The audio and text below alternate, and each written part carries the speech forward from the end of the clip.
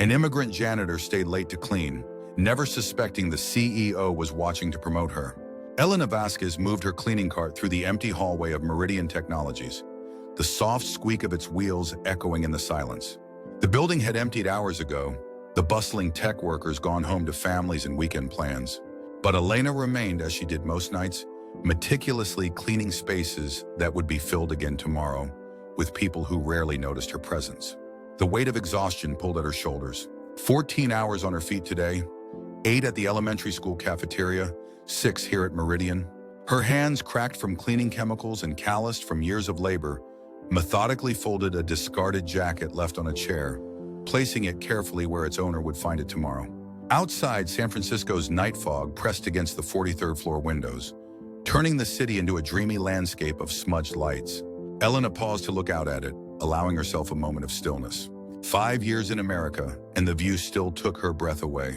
So different from her small village in Guatemala, where stars, not skyscrapers, had punctuated the darkness.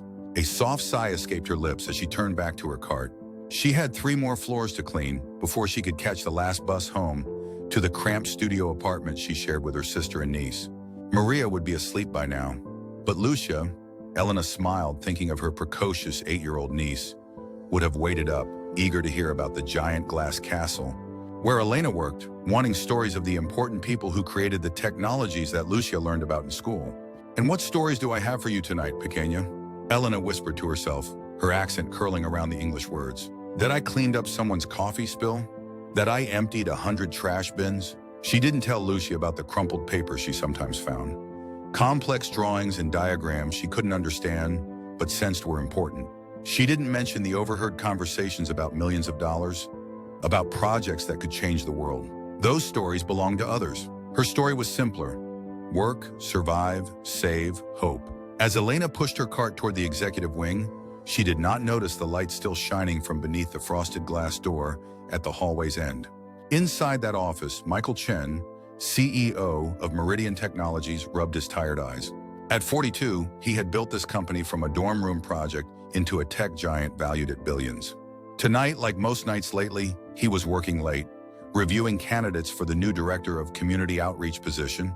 The stack of resumes on his desk represented the best qualified applicants in the industry, each with advanced degrees and impressive experience. Yet something felt wrong. Something was missing. A noise in the hallway, the subtle squeak of wheels, caught his attention.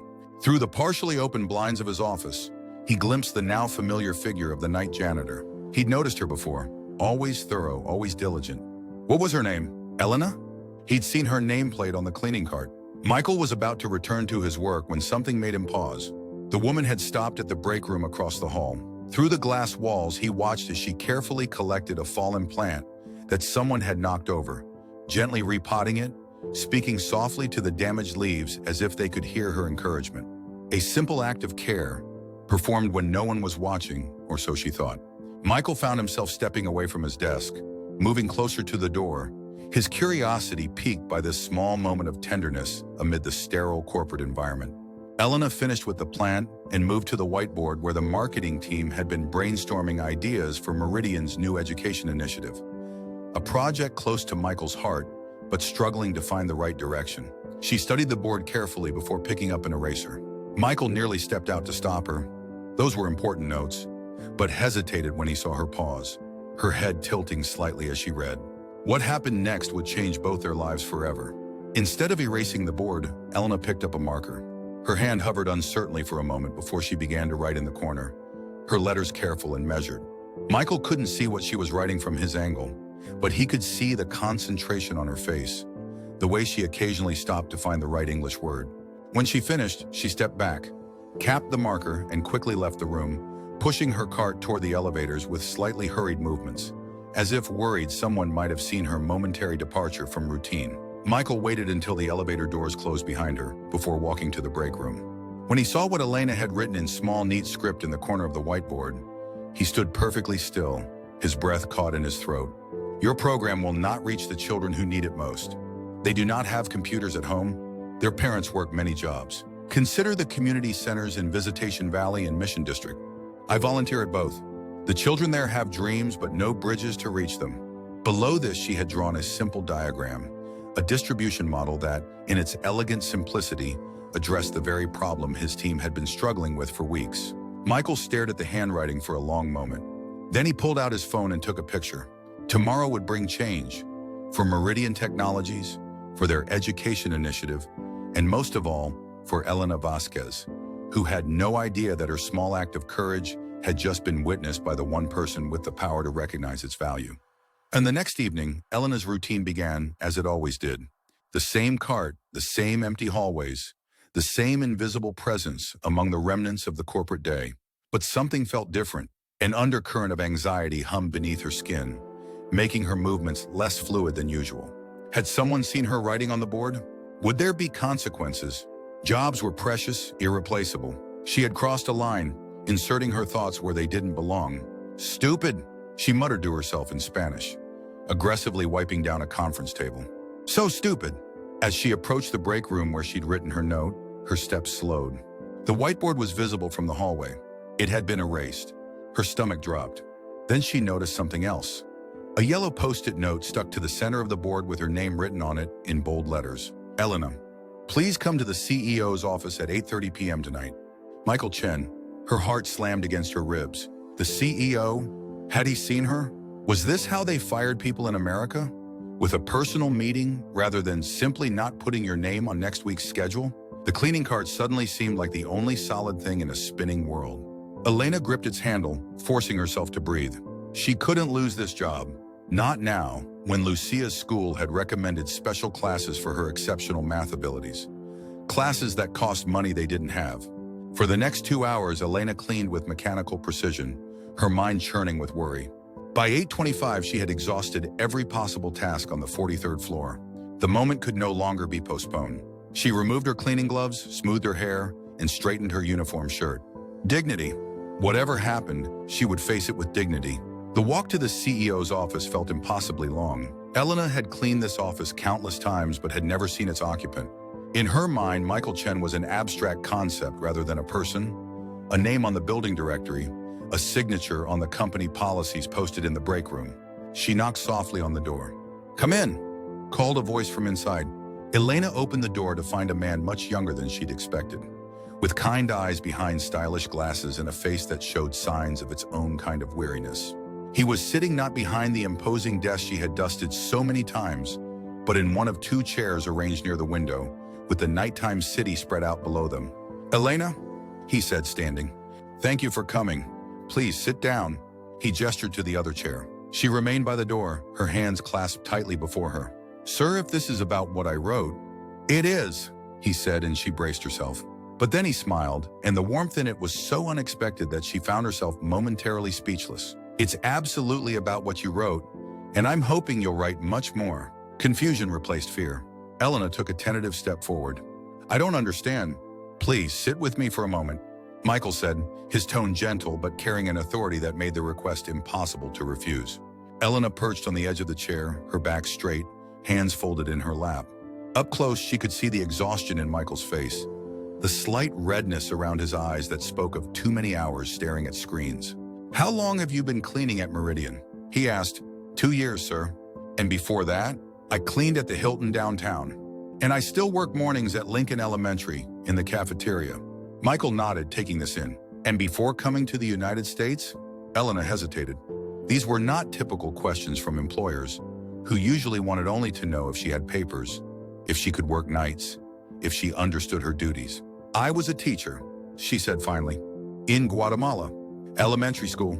Mathematics and science." Something flickered in Michael's eyes. Recognition, perhaps, or confirmation of a suspicion. "What you wrote on that board," he said, "about our education initiative. You understood exactly what was missing in our approach." "How?" Elena's fingers twisted together in her lap. "I didn't mean to intrude. I see those children every day. At the school, at the community centers.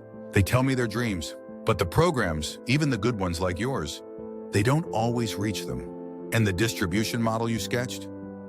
Where did that come from?" A flush crept up Elena's neck. "In my village, we had one computer for the school. I created a schedule, a system for how all the children could have time with it, how we could teach the most with very little. Here it is different but also the same. Resources exist, but the bridges to them do not. Michael was silent for a long moment, studying her with an intensity that made Elena want to look away. But something kept her gaze steady, meeting his.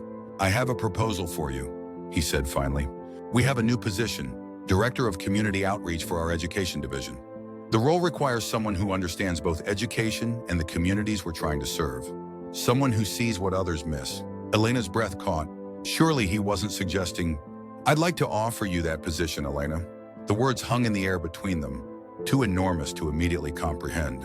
Elena's mind raced to translate, to ensure she hadn't misunderstood. "But I am the janitor," she said, the words coming out before she could stop them. Michael's smile returned, broader this time. "Currently, yes. But before that, you were an educator. And from what I saw on that whiteboard, you're an innovator too." Titles change, Elena. It's the person behind them that matters. Elena stood abruptly, overwhelmed. The city lights blurred as unexpected tears filled her eyes. "This is not possible," she whispered. "Why not?" Michael asked, standing as well. "My English ... My degree is not recognized here. I have no experience in corporate." "Your English is clear and thoughtful. Your degree matters less to me than your demonstrated understanding of our mission. And corporate experience," he shrugged. "That can be learned. What can't be taught is the insight you already possess." He moved to his desk and returned with a folder, which he handed to her. "This is information about the position, including salary and benefits. Take it home. Read it. Discuss it with your family. We can talk again tomorrow." Elena took the folder automatically, still unable to fully process what was happening. The weight of it in her hands felt significant, like a physical manifestation of possibility. "Why?" she asked simply. "Why would you offer this to me?"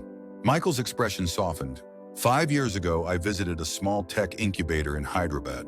The receptionist there had arranged all the visitors' complex travel schedules more efficiently than the program we were using.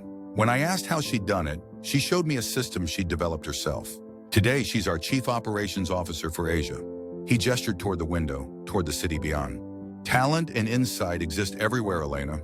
Too often, they go unrecognized because we expect them to come in specific packages with specific credentials." His gaze returned to her, direct and sincere. "I've learned to look more carefully." Elena clutched the folder to her chest, a lifeline in a sea of upheaval. "I need to think," she managed to say. "Of course. Take the night." "But Elena," he paused, making sure she was listening. "I've read hundreds of proposals for this initiative. None of them understood the fundamental issue the way your few sentences did. This isn't charity or a social experiment. This is me recognizing the right person for a vital role." The elevator ride down to the cleaning staff room was a blur. Elena changed out of her uniform in a daze, her fingers fumbling with buttons. The folder remained clutched in her hand, as if it might disappear if she set it down. Outside, the city had transformed while she'd been inside that office. The fog had lifted, revealing a clear night sky dotted with stars. Fewer than in Guatemala, but somehow brighter tonight, more full of promise. The last bus was late, giving Elena time to open the folder while she waited at the deserted stop. The salary listed made her gasp aloud, more than 5 times what she currently earned between both jobs. Benefits included health insurance, educational assistance, even relocation support to a better neighborhood. But what made Elena's hands tremble wasn't the money or the benefits. It was the job description itself. Director of Community Outreach will develop and implement strategies to ensure Meridian's educational technologies reach underserved communities, with particular focus on immigrant families and low-income neighborhoods. The ideal candidate will have first-hand understanding of the challenges these communities face and the creativity to build bridges between technological innovation and practical implementation. It was as if the position had been written for her, or perhaps, more accurately, written from her. From that moment of courage when she decided to pick up a marker and speak a truth she thought no one would hear.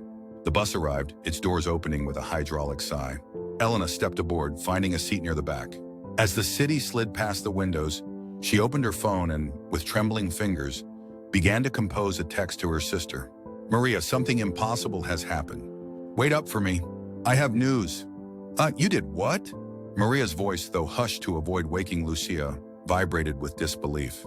They sat at their tiny kitchen table, the folder open between them, its contents spread out like treasure. "I haven't accepted yet," Elena said, though the spark in her eyes betrayed her excitement. "Are you crazy?" Of course you'll accept. Maria grabbed her sister's hands across the table. Elena, this is everything you've dreamed of. Using your mind again, your education. It's terrifying, Elena admitted. What if I fail? What if my English isn't good enough for meetings and presentations? What if you succeed? Maria interrupted. What if this is why you survived everything? The journey here, the years of cleaning floors when you should have been teaching. What if this is your second chance? Elena's gaze drifted to the small shelf where they kept their most precious possessions. A photo of their parents, a small Guatemalan flag, the teaching certificate Elena had carried across 3 countries, carefully wrapped in plastic to protect it from rain and river crossings. I keep thinking about Papa, she said softly. How he saved for years to pay for my university. How proud he was when I became a teacher. Her voice caught. And then to come here and become invisible. Maria squeezed her hands tighter. You were never invisible, Hermana. Not to me, not to Lucia, not to the children at those community centers, and now not to this CEO either. A small sound from the bedroom doorway made them both turn. Lucia stood there in her pajamas, her dark eyes wide with curiosity. Tia Elena, why are you crying? She asked, patting over to place a small hand on her aunt's wet cheek. Elena pulled her niece onto her lap, breathing in the sweet scent of her shampooed hair. Happy tears, pequeña. Sometimes good things can be so unexpected that they make us cry. What good thing happened? Lucia asked, reaching out to touch the papers on the table with curious fingers. Elena exchanged a glance with Maria, who nodded encouragingly. Well, Elena began, you know how I cleaned the big glass building downtown? The one where they make the computer programs you use at school? Lucia nodded solemnly. The man who owns that building, he offered me a different job there. Not cleaning anymore, but helping to make sure children like you have better chances to learn about technology. Lucia's eyes widened. Like being a teacher again? Something like that, Elena said, smiling through her tears. A different kind of teacher. Lucia considered this, her young face serious with concentration. Then she wrapped her arms around Elena's neck. I told Carlos at school that my aunt was the smartest person in the whole world, and he didn't believe me, she said triumphantly. Now I can tell him the boss of the glass building knows it too. The simple, childish faith in those words dissolved the last of Elena's hesitation. If an 8-year-old could believe so completely in her capabilities, perhaps it was time Elena believed in them too. Later, after Lucia had been tucked back into bed with promises of more details in the morning, Elena sat alone by their apartment's small window. The city stretched before her, a tapestry of lights and shadows, of stories untold and possibilities unrealized. She took out her phone and composed an email to the address Michael had provided. Mr. Chen, I have reviewed the information about the position of Director of Community Outreach. I would be honored to accept this opportunity. Thank you for seeing me. Respectfully, Elena Vasquez. Her finger hovered over the send button for only a moment before pressing it firmly. As the message disappeared into the digital ether, Elena felt something she hadn't experienced in years. The exhilarating vertigo of stepping into the unknown. Not with fear, but with hope. The transition from invisible to visible was not easy. Elena's first day as Director of Community Outreach began with a moment of humiliation when the security guard at the executive elevator, the same man who had nodded to her nightly for 2 years as she pushed her cleaning cart, stopped her with suspicious eyes. ID badge? He demanded, blocking her path. Elena fumbled in her new purse, purchased hastily the previous weekend, for the badge Michael had given her. As she held it out, her hand trembled slightly. The guard's eyes widened as he looked from the badge to her face and back again. Mrs. Sir Vasquez, he said, his tone transformed. I apologize. I didn't recognize. It's fine, Raymond, she said quietly, surprising him further with knowledge of his name. I look different without my uniform. The elevator doors closed on his confused expression, giving Elena a moment alone to breathe. She had dressed carefully in a modest blue dress and blazer purchased with Maria's help. Her hair pulled back neatly, her only jewelry the small silver earrings that had belonged to her mother. But new clothes couldn't disguise the tremor in her hands or the fluttering anxiety in her chest. The elevator climbed swiftly to the executive floor, a journey she had made hundreds of times with her cleaning cart, but never like this, never as someone with a voice, with authority, with a name that would be remembered. The doors opened onto a world she had only observed from its periphery. The same hallways she had cleaned now buzzed with purposeful energy. People in elegant business attire moved between glass-walled offices, their conversations a complex tapestry of technical terms and corporate jargon. For a moment, Elena froze, paralyzed by a wave of imposter syndrome so intense it made her physically dizzy. What was she doing here? These people had degrees from prestigious universities, years of corporate experience, fluent English untainted by accent. Elena! Michael's voice cut through her panic. He approached with a warm smile, casually dressed in jeans and a button-down shirt that somehow still looked more professional than her carefully chosen outfit. Right on time. Come, let me show you to your office. Office. The word itself seemed absurd applied to her. Yet Michael led her confidently through the maze of workspaces to a corner office with glass walls and a view of the bay that made her breath catch. This is yours, he said simply, gesturing her inside. The team will gather in the conference room at 10 for introductions, but I wanted to give you some time to settle in first. Elena stepped tentatively into the space, a sleek desk with a state-of-the-art computer, a comfortable chair, bookshelves with reference materials on education, technology, and community development. And on the wall, a large map of San Francisco with colored pins marking schools, community centers, and libraries throughout the city. Is it all right? Michael asked, and something in his tone made Elena realize he was genuinely concerned about her approval. It's beautiful, she said honestly. But Michael, she turned to face him, needing to address the elephant in the room. People will have questions. About me, about why I'm here. His expression remained steady. They might, and I'll answer those questions when necessary. But primarily, your work will speak for itself. He gestured to a tablet on the desk. I've already shared your initial distribution model with the development team. They were impressed, Elena. Very impressed. Before she could respond, a knock came at the open door. A woman approximately Elena's age stood there, her crisp pantsuit and confident posture marking her as someone accustomed to the corporate environment. Sorry to interrupt, she said, but the marketing team needs your input on the press release, Michael. Of course. Michael nodded, then turned to make introductions. Diane Harper, our Chief Marketing Officer. Diane, this is Elena Vasquez, our new Director of Community Outreach. Diane's handshake was firm, her smile professional but reserved. Welcome aboard. Michael has told us about your unique perspective on our education initiative. The slight pause before unique wasn't lost on Elena. Neither was the quick, assessing gaze that took in Elena's modest outfit and somewhat nervous posture. Thank you. Elena replied, drawing on years of maintaining dignity while being underestimated. I look forward to contributing to the team. Diane nodded, then turned back to Michael.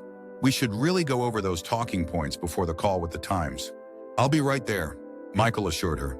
As Diane left, he turned back to Elena with an apologetic smile. Duty calls. Take some time to get comfortable. Your assistant Jeremy should be here shortly to help you with anything you need. Assistant? Elena echoed weakly. Michael's eyes crinkled with amusement. Welcome to the executive floor, Elena. Things are different up here.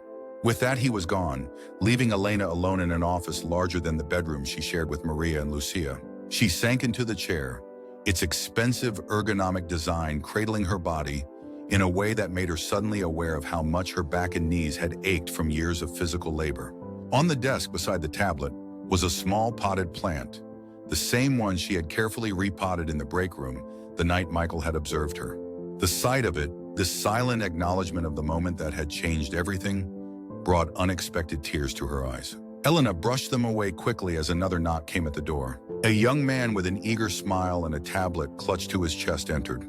Ms. Vasquez? I'm Jeremy Tran, your administrative assistant. So great to meet you. Michael has told us amazing things about your background in education. Elena stood, extending her hand. Please call me Elena. And it's nice to meet you too, Jeremy. Can I get you anything? Coffee? Tea? A tour of the systems? His enthusiasm was so genuine, it eased some of Elena's tension. Coffee would be wonderful, she said. And perhaps you could help me understand what is expected today? This is all very new to me. Jeremy's smile widened. Absolutely. That's what I'm here for. Over the next hour, Jeremy proved to be a godsend. He patiently walked Elena through the computer systems, explained the company's communication protocols, and briefed her on the key players she'd be meeting at the upcoming team gathering. His matter-of-fact acceptance of her presence, without question or judgment, was profoundly calming. Ready for the team meeting? He asked as the clock approached 10. Elena took a deep breath. As ready as I'll ever be. The conference room was already full when they arrived. About 15 people sat around a long table, their conversations creating a buzz of energy that faltered momentarily as Elena entered. She felt their curious gazes, saw the subtle exchanges of glances. Michael stood at the head of the table. "Good morning, everyone. I'd like to introduce Elena Vasquez, our new Director of Community Outreach for the Education Division." Elena stepped forward, summoning the confidence she had once felt before classrooms of children. "Good morning," she said, her accent more pronounced under stress, but her voice steady. "I am honored to join this team and look forward to working with all of you." What followed was a round of introductions, names and titles that blurred together in Elena's nervous mind. She nodded and smiled, trying to commit faces to memory if not names. Elena comes to us with a background in education and first-hand experience with the communities our initiative aims to serve. Michael continued. She's already identified key gaps in our distribution model that the development team is now addressing. At this, a man halfway down the table, introduced earlier as Dr. Alan Winters, head of product development, leaned forward with interest. "That was your model?" he asked Elena directly. "The community center hub concept?" Elena nodded, fighting the urge to look down or away. "Yes, based on my observations working with children in those communities. It's brilliant in its simplicity," he said, genuine admiration in his voice. "We've been overthinking the problem, trying to push technology into homes that aren't ready for it. Your approach leverages existing infrastructure and community trust. I'd love to hear more about your experiences on the ground." The sincerity in his voice opened something in Elena, a door to her past self, the confident teacher who had once captivated classrooms with her passion for learning. "The children I work with at the Mission Community Center," she began, her voice growing stronger. "They are hungry for knowledge, for opportunity, but they face barriers we might not immediately recognize. Parents working multiple jobs who cannot supervise online learning, shared living spaces that make concentration difficult, inconsistent internet access." As she spoke, Elena felt the room's energy shift. The initial skepticism gave way to attention, to engagement. These were problem solvers by nature, and she was offering them a new problem to solve, one that mattered. "What if," she continued, drawing on years of classroom improvisation, "instead of trying to push our technology into unwelcoming environments, we create hubs where it can thrive, places already trusted by the community, already structured for learning?" For the next 20 minutes, Elena found herself at the center of an increasingly animated discussion. Ideas bounced around the table. Questions were directed her way with genuine interest rather than challenge. By the time Michael steered the conversation toward implementation timelines, Elena had forgotten to be nervous. As the meeting concluded, several team members approached her with business cards and invitations to follow-up discussions. "Dr. Winters lingered until the others had left. "I hope you'll come by the development lab this week," he said. "We have prototypes I'd love to get your feedback on, especially regarding language accessibility." "I would like that very much," Elena replied, feeling a tentative pride in this new professional interaction. As she and Jeremy walked back to her office, he grinned at her. "You were amazing in there.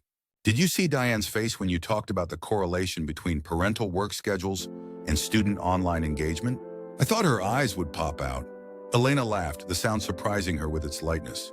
"I was just speaking the truth as I've observed it. Sometimes that's exactly what people need to hear," Jeremy said, "especially in places like this, where we can get lost in data and theories and forget about the actual humans we're trying to help." Back in her office, Elena sank into her chair, emotionally drained but exhilarated. For the first time in years, she had been seen, not just as a pair of hands performing labor, but as a mind with valuable insights, a voice worth hearing. Her phone buzzed with a text from Maria. "How is it going?" "Surviving?" Elena smiled as she typed her response. "More than surviving. For the first time in a long time, I feel alive." The weeks that followed were a whirlwind of learning, adjustment, and gradual transformation.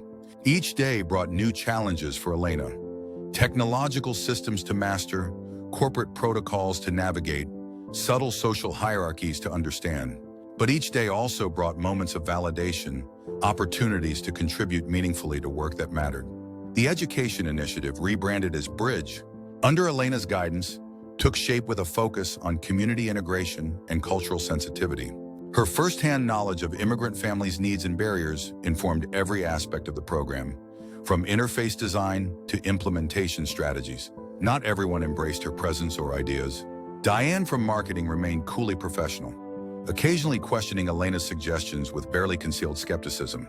A few others on the executive floor clearly viewed her rapid elevation with suspicion or resentment. But for every doubter, there seemed to be two champions. Dr. Winters became a particularly strong ally, valuing Elena's practical insights above theoretical models. Michael remained steadfastly supportive, including her in high-level meetings and ensuring her voice was heard. Most surprising was the reaction from the cleaning staff when they discovered Elena's new role.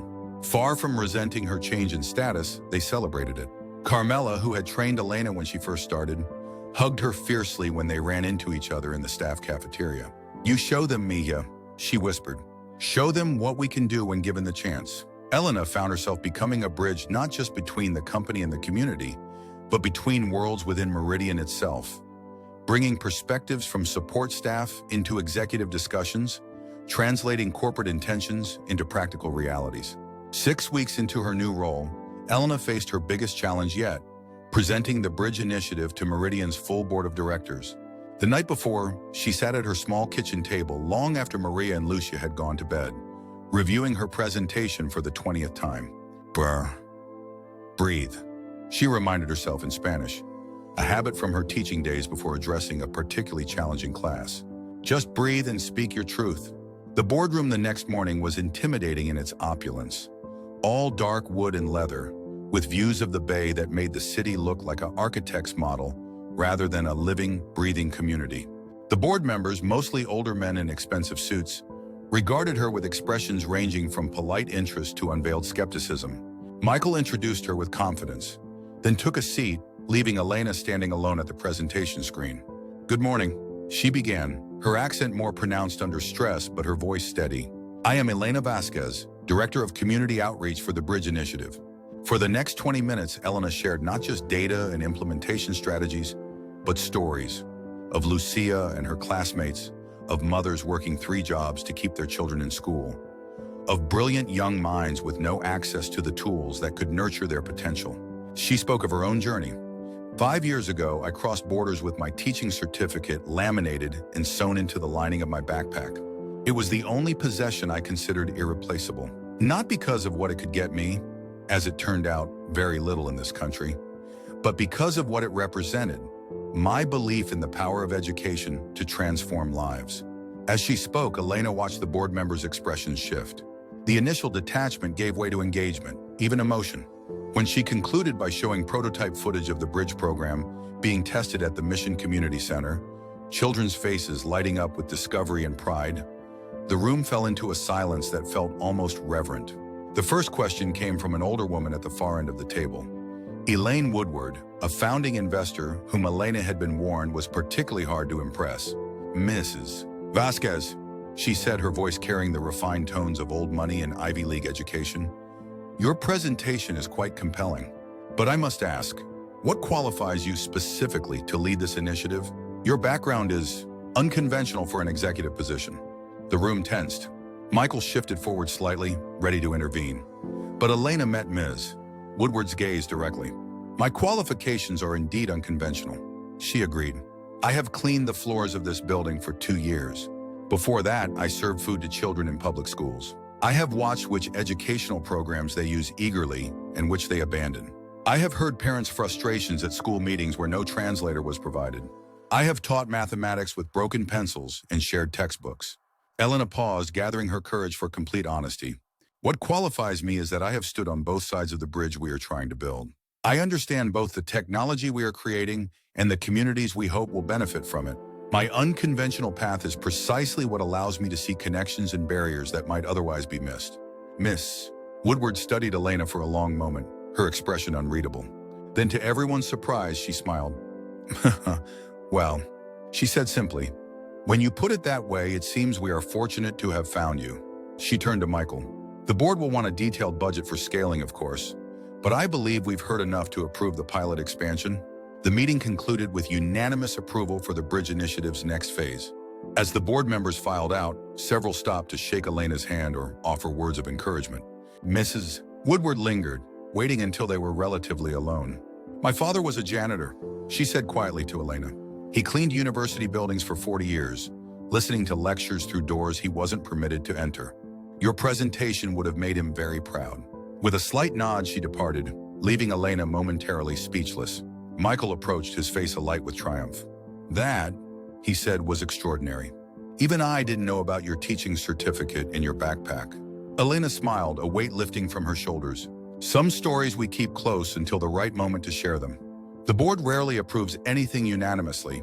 Michael continued, "You've accomplished something remarkable today, Elena." As they walked back to the executive floor, Elena felt a curious sense of fullness in her chest. Not quite pride, but something deeper. For the first time since leaving Guatemala, she felt fully herself, her past and present integrated rather than divided. That evening, as Elena rode the bus home, she still took public transportation despite her new salary, saving aggressively for Lucia's education fund. Her phone buzzed with an email notification from Meridian's internal communications team. To all staff, "It is with great pride that we announce the board's unanimous approval of the Bridge Initiative, Meridian's most ambitious educational outreach program to date. Under the leadership of Elena Vasquez, Director of Community Outreach, Bridge will expand to 20 community centers across the Bay Area in the coming quarter." Ms. Vasquez brings unique insights and innovative approaches to this critical work. Her presentation to the board today exemplified Meridian's commitment to diverse perspectives and community-centered design. Please join us in congratulating Elena and the entire Bridge team on this significant achievement. Michael Chen, CEO, Meridian Technologies. Attached was a professional photograph of Elena that had been taken for her ID badge. Her expression serious, but her eyes bright with purpose. Seeing herself this way, presented as a leader and innovator, brought unexpected tears to her eyes. An elderly woman sitting across from her noticed. "Bad news, dear?" she asked kindly. Elena shook her head, smiling through her tears. "No," she said. "Good news. The kind that reminds you that sometimes life can surprise you in beautiful ways." Autumn turned to winter, and with the changing season came a rhythm to Elena's new life. The initial shock of her transformation from janitor to executive had given way to a growing confidence in her role. The Bridge Initiative was thriving, expanding to community centers across the city, with measurable impacts on student engagement and achievement. Elena had moved her family to a modest but comfortable apartment in a safer neighborhood, with a small room that Lucia could call her own. Maria had reduced her work hours to attend community college classes, a dream she had deferred for years while they struggled to survive. Yet even as her external circumstances improved, Elena found herself grappling with unexpected emotional complexities. Success brought visibility, and visibility sometimes felt dangerously exposing for someone who had learned to survive by remaining unseen. The contrast between her past and present lives was thrown into sharp relief one December evening at Meridian's holiday gala, a lavish affair held at the St. Francis Hotel. Elena arrived alone, having encouraged Maria to attend her study group instead. The ballroom glittered with elegant decorations and even more elegant people. Executives and their spouses, investors, industry leaders, all in formal attire that probably cost more than Elena had earned in months at her previous jobs. She had purchased a simple black dress for the occasion, the most expensive garment she had ever owned. Standing at the periphery of the crowd, champagne flute in hand, Elena felt the familiar sensation of being simultaneously present and invisible, no longer due to her status, but due to the parts of herself she still kept hidden. "You look like you're plotting an escape route," came Michael's voice from beside her. Elena turned to find him in a well-tailored tuxedo, his usual casual demeanor somehow maintained despite the formal attire. She smiled ruefully. "Is it that obvious?" "Only to someone who's been watching you navigate these waters for the past few months," he replied.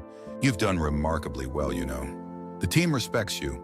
The board is impressed with the Bridge results. You belong here, Elena." The words touched a tender spot. "Do I?" she asked softly. "Sometimes I still feel caught between worlds, not quite belonging to either anymore." Michael considered this, his expression thoughtful. "Come with me," he said suddenly. "There's someone I want you to meet." He led her through the crowd to a quiet corner where an elegant older Asian woman stood observing the festivities with a slightly detached air. "Mom," Michael said, "I'd like you to meet Elena Vasquez, our Director of Community Outreach." "Elena, this is my mother, Grace Chen." Elena extended her hand, but Grace surprised her by taking both her hands warmly. "So you're Elena," she said, her accent similar to the one Elena heard in her own English. "Michael has told me so much about you and your work. It's an honor to meet you, Mrs. Chen, Elena replied. Grace, please. She kept hold of Elena's hands a moment longer. Michael tells me you were a teacher in Guatemala before coming here. Yes, Elena nodded. Elementary school mathematics and science? Grace's smile deepened. I was a mathematics professor in Taiwan. When we came to America, the university wouldn't recognize my credentials. I cleaned houses for 10 years while taking night classes to earn an American degree. Elena's surprise must have shown on her face because Grace laughed softly. Did my son not mention that part of our family history? How his brilliant mother scrubbed toilets to put food on the table. Michael shook his head, amused. I was waiting for the right moment. Mom eventually became a math teacher at Oakland Public Schools. She retired as district mathematics curriculum director. The journey between worlds is never easy, Grace said to Elena, her expression knowing. You never fully leave one behind, nor should you want to. The wisdom lies in building your own bridge between them, carrying the best of each forward. The simple validation in those words from someone who had walked a similar path loosened something tight in Elena's chest. Thank you, she said quietly. It helps to know others have navigated this before me. More than you might think, Grace replied, though too few are given the opportunity Michael gave you, the chance to be seen for their true capabilities. Michael looked slightly embarrassed. I just recognized talent where I found it. A rare quality in itself, his mother noted with pride. Their conversation was interrupted by the arrival of Dr. Winters and his wife, eager to discuss the latest bridge implementation data. As Elena was drawn into a professional discussion, she felt a new sense of ease, not because she had suddenly resolved the complexity of her identity, but because she had received permission to exist in that complexity, to be both the woman who had cleaned floors and the woman who now shaped corporate initiatives. Later that evening, as Elena prepared to leave, Michael walked her to the hotel entrance. Thank you for introducing me to your mother, she said. She's remarkable. She is, he agreed. And I should thank you too. For what? For reminding me of something I was in danger of forgetting. He gazed out at the city streets, decorated for the holidays with lights that reflected in the light rain. When I started Meridian, it was with the belief that technology should serve everyone, not just those already privileged with access and education. Somewhere along the way, surrounded by venture capital and market share discussions, that vision became abstract. He turned back to her, his expression earnest. You've made it concrete again, Elena. You've shown us the real people behind the metrics, the actual lives our work can impact. Elena felt the weight of his words, not as pressure, but as recognition of the value she brought precisely because of her journey, not despite it. Perhaps, she said thoughtfully, this is why our paths crossed. You needed to be reminded of your purpose, and I needed the opportunity to fulfill mine. Michael smiled. A fortuitous alignment. Or perhaps, Elena added with a small smile of her own, simply good luck that you worked late the night I decided to be brave enough to write on that whiteboard. As her rideshare arrived, Elena stepped out into the gentle rain with a newfound clarity.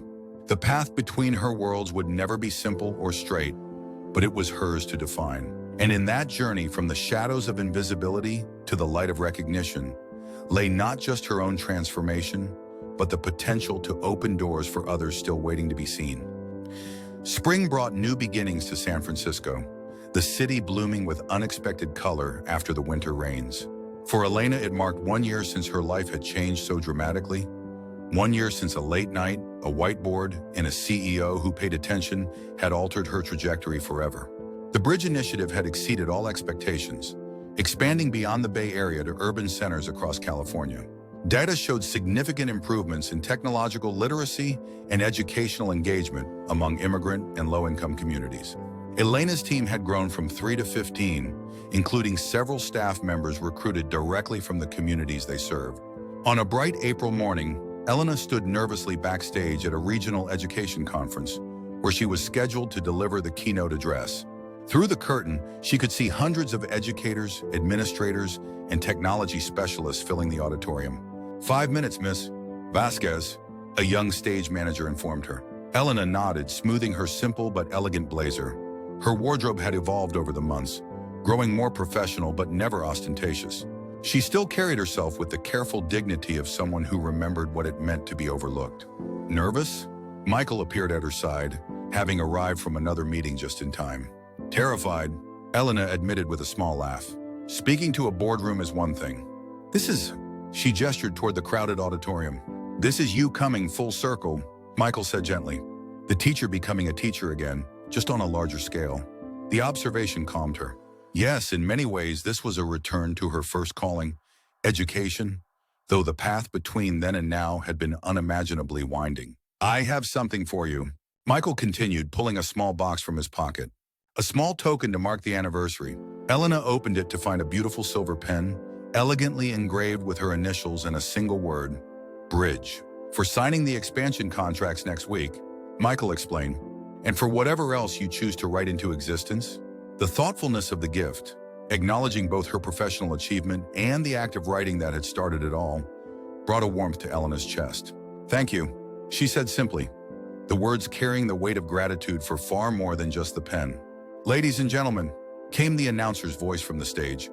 Please welcome our keynote speaker, Elena Vasquez, Director of Community Outreach at Meridian Technologies and creator of the Bridge Initiative. Michael squeezed her shoulder encouragingly. They're ready for you. More importantly, you're ready for them. Elena took a deep breath and stepped onto the stage, blinking in the bright lights. The audience applauded politely, most not yet knowing her story or the unlikely journey that had brought her to this podium. Good morning, she began, her accent present but her voice strong and clear. My name is Elena Vasquez, and I believe that the most powerful technology is not a computer or a smartphone, but the human capacity to see beyond appearances, to recognize the potential in one another. As she spoke, Elena felt the audience's growing engagement, the subtle lean forward in seats, the focused attention. She shared the story of Bridge's development, its implementation, and the remarkable results it had achieved. But it was when she spoke of her own journey, from teacher to janitor to executive, that the room fell completely silent. 1 year ago, she said, I was cleaning the offices where I now lead a team. I was invisible to most of the people whose spaces I maintained. My education, my experience, my insights, none of these were apparent to those who saw only a woman with a cleaning cart. She paused, letting the impact of those words settle. But one night, I took a risk.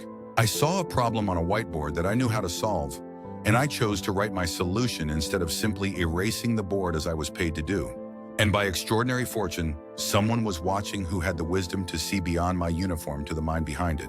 From the side of the stage, Michael gave her an encouraging nod. The Bridge Initiative is called that not just because it connects communities to technology, Elena continued, but because it represents the bridges we must build in our own thinking, between assumptions and realities, between limitations and possibilities. How many brilliant minds are we overlooking because they come in packages we've been taught not to value? How many solutions to our most pressing problems remain unspoken because we haven't created spaces where all voices can be heard?